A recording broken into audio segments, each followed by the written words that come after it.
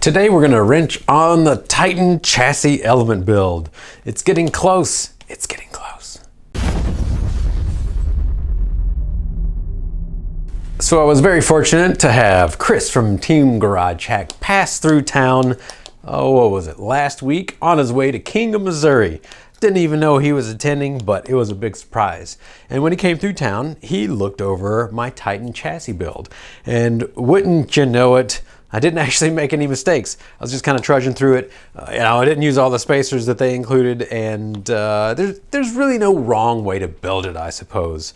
So let's just take a little recap. What are we looking at here? We've got a little electronics plate. We've got this plate up here that he cut out, bolted it in essentially underneath. It's got a couple of holes for our battery to be zip tied, or one of them Velcro things, one of them Velcro straps. Then we have our radio here on the plate and our ESC here, and everything is pretty much hard soldered together, nice and short wires, about as clean as it can be. So the next thing that I want to do is power it up. We need to make sure that our servo is centered, and that will allow us to put on our servo horn and make sure that when we do power it up that it's not 180 or in the wrong position or anything like that. So servo wire goes into channel 1, radio or ESC powers via channel 2, and let's see if it'll bind. I'm probably going to have to use the bind plug here, which is why I have it in my hand.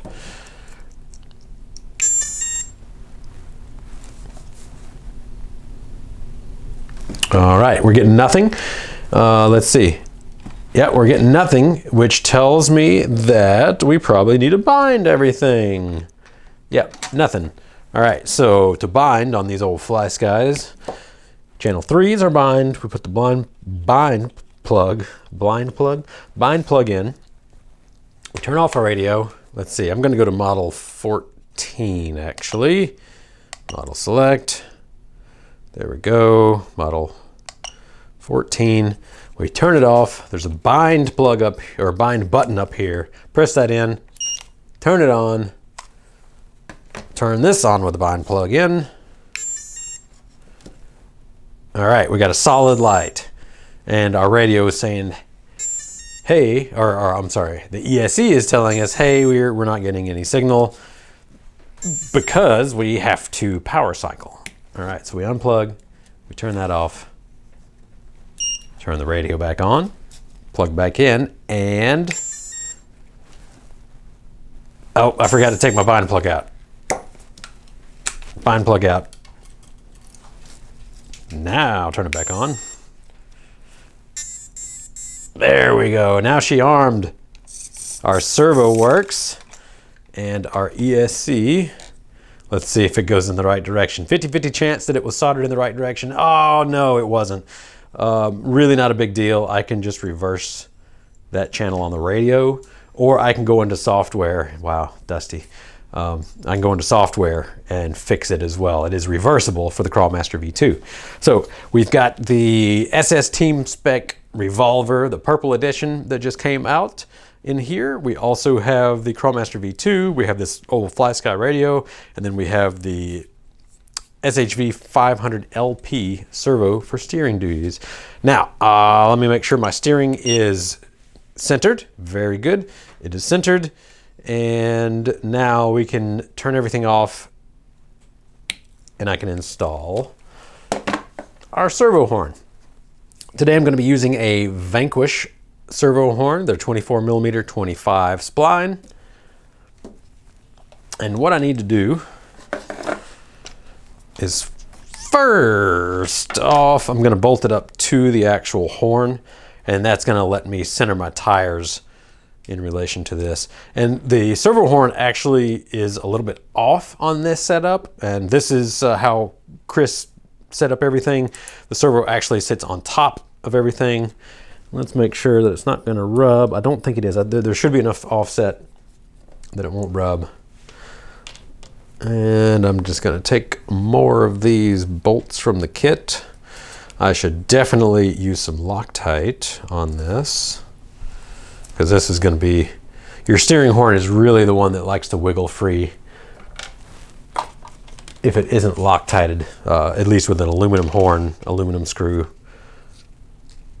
Blue. Why does this blue have green Loctite on the outside? It better actually be blue. Yeah, it's blue. Because green is some of that non-removable stuff. I mean, a torch will do it. But with a torch, you can pretty much remove any nut, because you know the old saying, a nut can't be tight if it's liquid. It's one of my favorite sayings as a machinist, as an amateur machinist. Alrighty, so as you can see, I'm gonna screw this into the longest throw position, and then if we go too far, I can always just use our endpoint adjustment. There we go, nice and tight. So ideally, that's just gonna, hopefully that'll just pop right on. And our steering is going to be servoed. We're going to find out. Our steering is going to be servoed. Our steering will be centered. So we shall see. Might be slightly off one way or another. There we go. Yeah, just a teeny bit off. So I'm going to have to use some trim. Not really a big deal.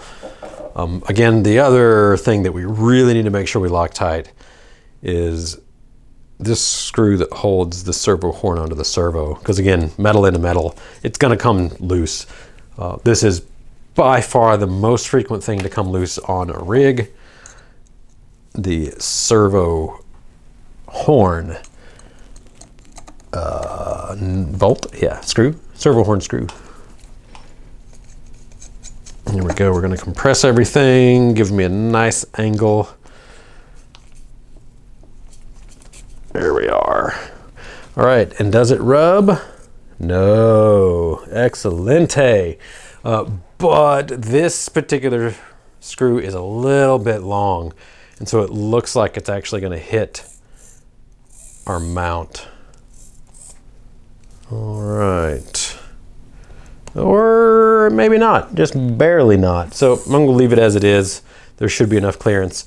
Now, the Vanquish is a clamping horn, so we're gonna work in there. We're gonna find out if this is metric or standard. I think can't even get to it hardly. Appears to maybe be metric. I don't know. No one Vanquish. It's gonna be SAE. But why would they do that? Why would they do that to us? It's a question for the ages. It's a question for Vanquish, actually. Why do they stick to 440 screws on their SLW hubs? What's the reasoning? I could actually tell you as a machinist why I would choose a 440. Do you want me to? Let me know in the comments. And I assume that the answer in the comments was yes, you would like me to tell you. So the thread depth on a 440 screw as compared to a 3mm screw is actually better. So the strength of our threads on a 440 is better than a 3mm.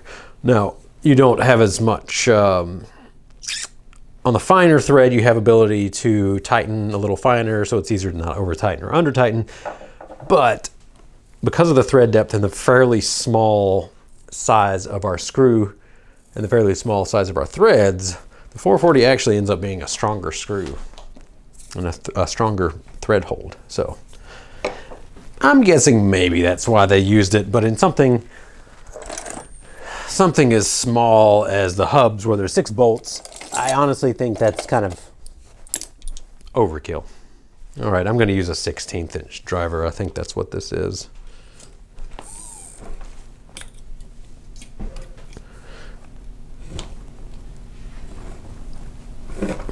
I have to take off this panhard mount to get to it.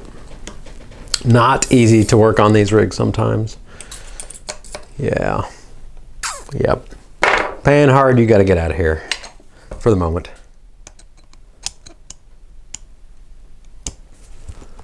I'm also realizing with this build that that I'm losing my train of thought is what I'm realizing. Where was I going? Where was I going with this story? I don't know. Must have not been very important. I got distracted. There we are. Oh, yes.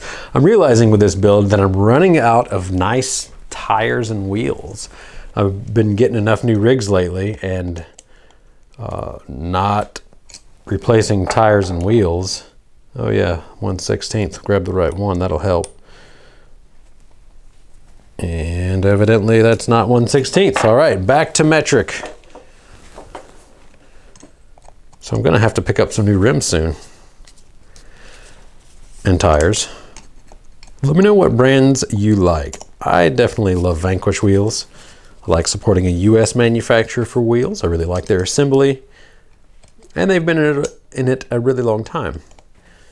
Also, I saw some of their new tires from Vanquish at Kingdom, Missouri this last weekend, and they felt great. Absolutely fantastic. And I'm pretty sure that those tires are made in Taiwan. Being cost effective at making RC car tires in the US just isn't something that is possible these days. So not going to discount them for that. But they felt fantastic. So maybe I'll try some of those if I can get a hold of them. But there's so many choices. Even the ready to run tires these days are pretty dang good. All right, I think this is going to be the final assembly, so I'm going to start putting Loctite. I'll start putting Loctite on it, and maybe I'll just use this piece of plastic. Here we go, a little dab will do ya.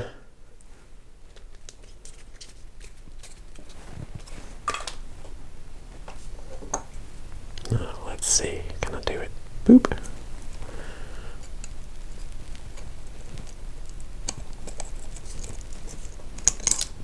Oh no. So the shirt that I'm wearing, the Axial Midwest 2.2 Indoor Challenge. This was in Omaha, Nebraska, a long time ago. I don't remember exactly what year, probably somewhere around 2008, 2009, maybe 2010. But I was running a Berg at this particular event. But this event, it was pretty notable for me. It was a lot of fun. This is actually the event to where I traded Chip Cross for this rig. He built the built the interior on that rig. It's a Recluse chassis. So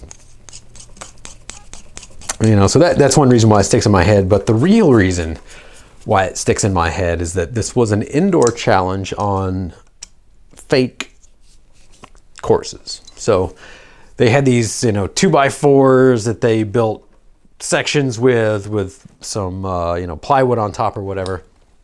And then they just kind of like glued rocks to it, more or less. And so it was all like powdery limestone, sort of quarry rock, riprap essentially. And it was really dusty in this place. The rocks were dusty. The floor was just dusty because it was, just a big warehouse or whatever. And the majority of people that year were having a lot of problems with traction. There was one course in particular, I couldn't even get on the course. You would start time on the floor, but then you had to bump over a 2x4 that was sitting at an angle and then get onto some rocks on top of that. And, there was a lot of competitors that year, 100, 120 or whatever it was. And you could literally count on two hands the amount of people that made it up on that course. So the difference that year between the people that could and couldn't, it wasn't foams, it wasn't tires, it wasn't suspension geometry. It was Nabil, of all people. Nabil will remember this story. There's going to be a lot of people in the comments that'll probably remember this story. So I remember seeing him after I had just gotten done. He was right behind me on course. I had just gotten done on this when I spent the entire 5 or 7 minutes just not getting on course. Most frustrating thing ever. I had so much wheel speed I had the most wheel speed of anybody there because I was running either 3S or 4S on a 7-turn puller, which was really fast at the time. And he just slowly walks right up it. Completes the course, you know, maybe one penalty or one gate or something like that. I don't remember specifics. Nabil probably does. And the guy that was running the event, I see him look down. And he's looking at that terrain like, where did he find the traction? Where did he find that traction? Nobody else could find it. You know, he's looking at the rocks and like looking at Nabil's rig. And everybody's kind of stumped. And then we find out that he got some Super 77 spray adhesive from the hobby shop on the inside, and he lightly dusted his tires, just ever so lightly. You know, this is the traction compound of the day. So immediately everybody buys out the Super 77 spray adhesive in there, and the problem was that most people just like, I just thicked it on their rigs. And as soon as, you know, you get too much on your tires and it just picks up everything.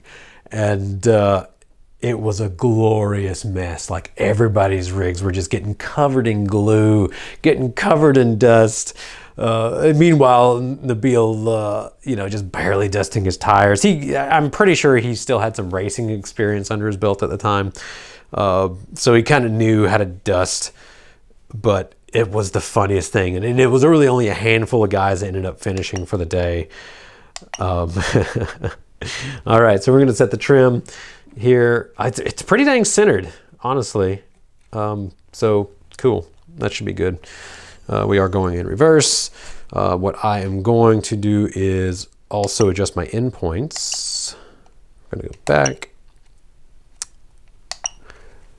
Yeah, so just a funny story about the old comp days, the things that, you know, we sometimes had to go through. And funny thing is that after everybody bought out the hobby shop there, you know, everybody's kind of like hoarding their own can because it's the only way to get up most of the courses.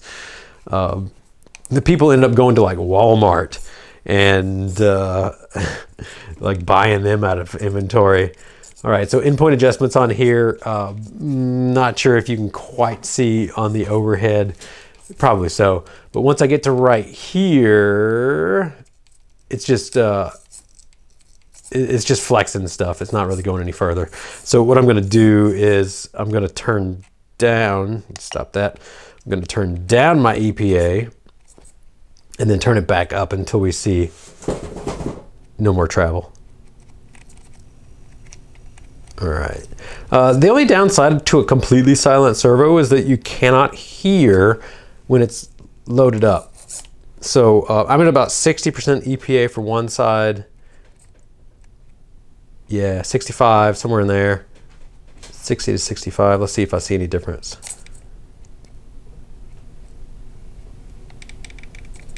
Oh, that should be good. 65. We'll just stick with that. Yeah. You always want to take your time when you're doing endpoint adjustments. And in this direction, let's find out. Oh yeah, that one's definitely bottoming out. All right.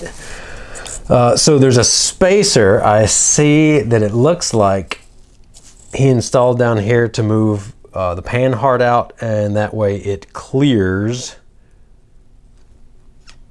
Yeah, that way it clears our axle housing. So the pan heart is slightly forward. That way we get full bump, full compression.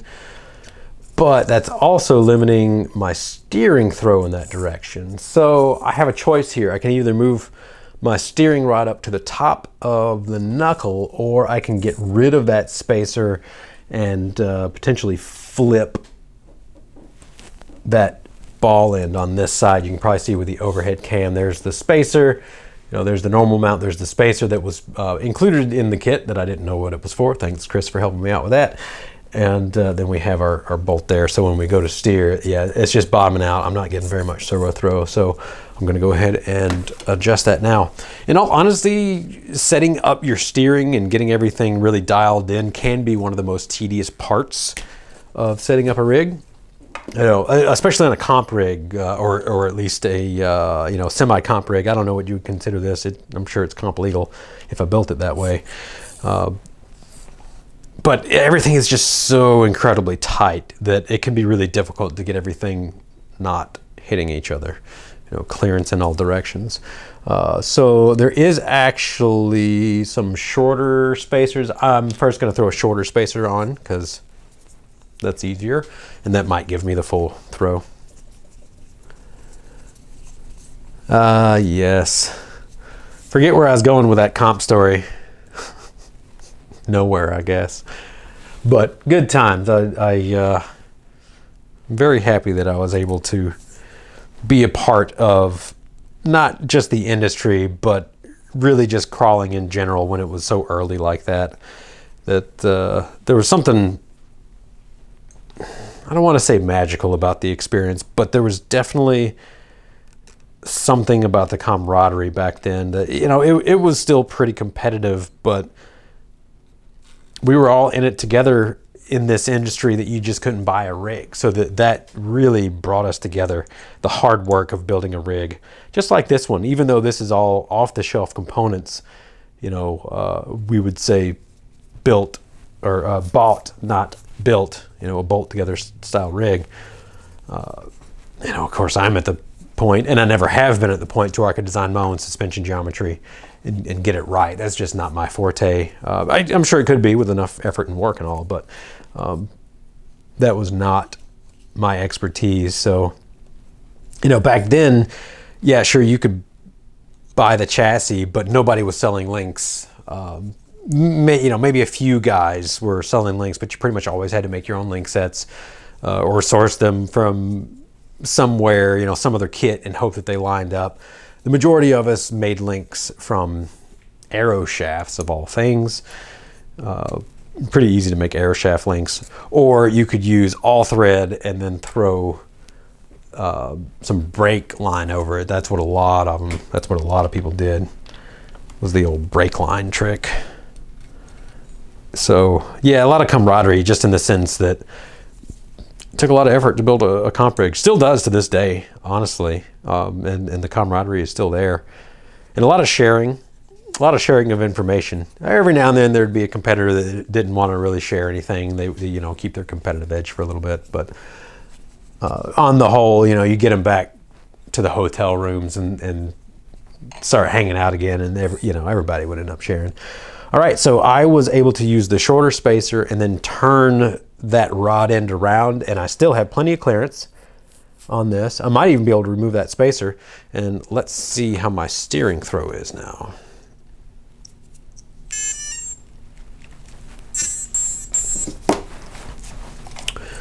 All right, so that way looks good. Oh, yep, that way looks good, and this way, still bottoming out. Okay, I'm gonna take that spacer off. Just leave it plugged in. I'm going to take that little spacer off. You can maybe see on that overhead. I got the small spacer, but since I turned that rod end around, I don't think we'll need the spacer now. Oh, need to unplug it so I can move my servo arm out of the way.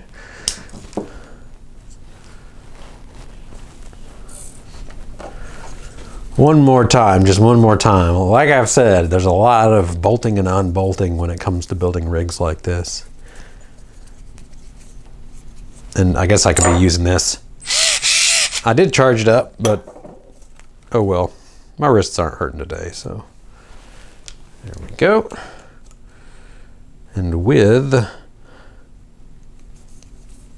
the new turned around style of rod end, it should clear everything. We'll find out.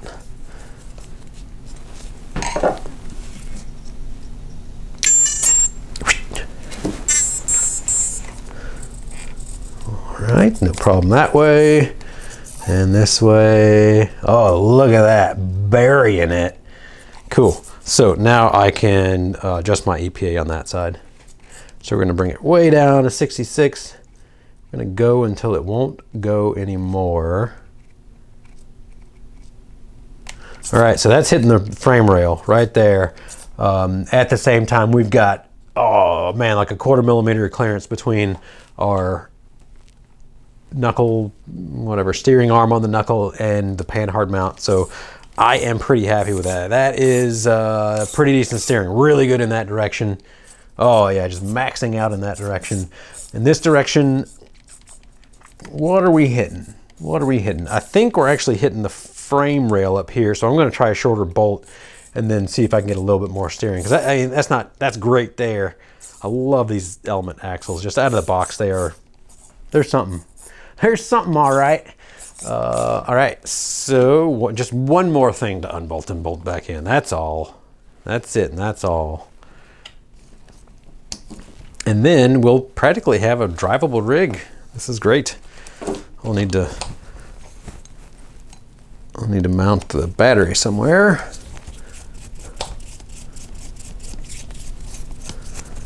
We shall need a shorter screw. And I should probably put some more Loctite on.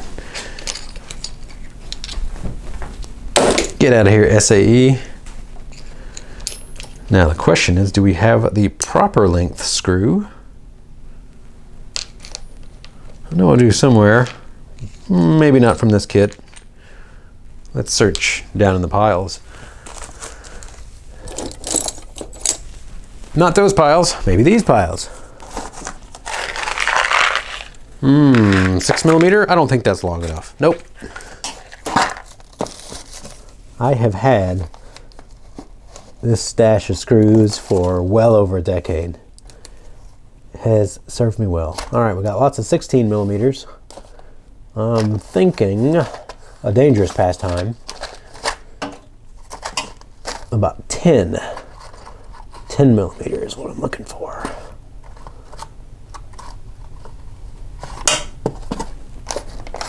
5mm, 12mm. 12mm might be the magic one. Let's find out. It is a socket head, which is going to make it where it doesn't match any of the other screws on the rig. That's fine. Big old socket head. All right, is that the exact same length as the other? Ooh, slightly shorter. I think this may be the one. We'll just get ourselves a little side shot. Oh, perfect. Perfect. All right, so for your reference, 12mm was the winner. 10mm would have worked. 12mm has full penetration on threads. Yes, indeed. And one different wrench here. Gonna have to go for the, what is this, a 2.5? 2.5mm. Oh well, it's never a bad idea to slightly oversize the steering screw because it takes a lot of abuse. There we go. Everything's looking pretty good. All right, let's try again. One more time. The last time, I swear.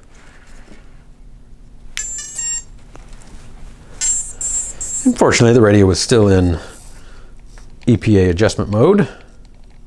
Oh yeah, very nice, very nice. Maxed out that direction. And in this direction, what happens if we go further? Do we get, oh, now we get more steering. Whoa! So you can get so much steering that it makes your suspension get all jacked up here. So just a heads up. And that's kind of standard for a 3-link. Your steering is going to influence your suspension some, and when you get it really, really far on one side, it does have the potential to actually lock down the suspension. But it looks like, yeah, we're getting full throw now. Cool. I'm at 80% in that direction, 93% in the other direction. Just, I mean, all radios are going to be different, and I could probably turn that one direction down a little bit, but look at that. Just look at it. Look at the steering. For a stock set of axles, that is impressive. Look at that. Would you look at that?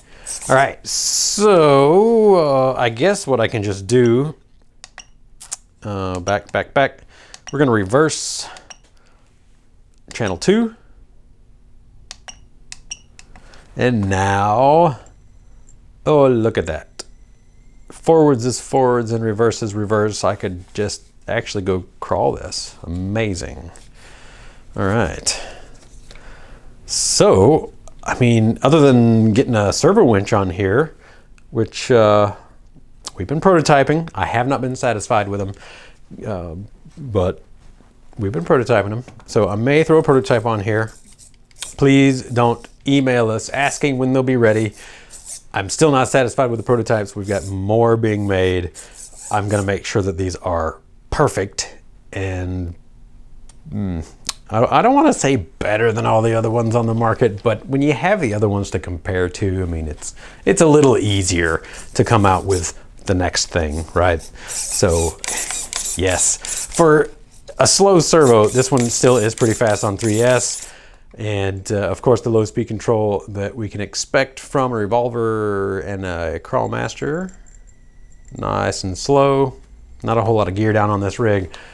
Relatively, there's not portals or anything, so lots of wheel speed, more than we need. I could probably gear down. I think, what did I do, 18 tooth pinion on this? You know, a 15 or even a 13 would be plenty of wheel speed on 3S.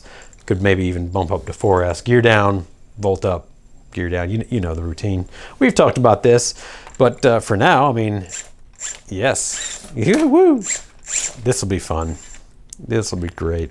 I do wonder about the drag brake on this with such a small motor. It's still pretty strong, but we could gear down some more. If we geared down by, let's say 30%, our drag brake would go up by 30%. So easy solve, lots of room for that. Cool, it's running. Finally, I've almost finished a project.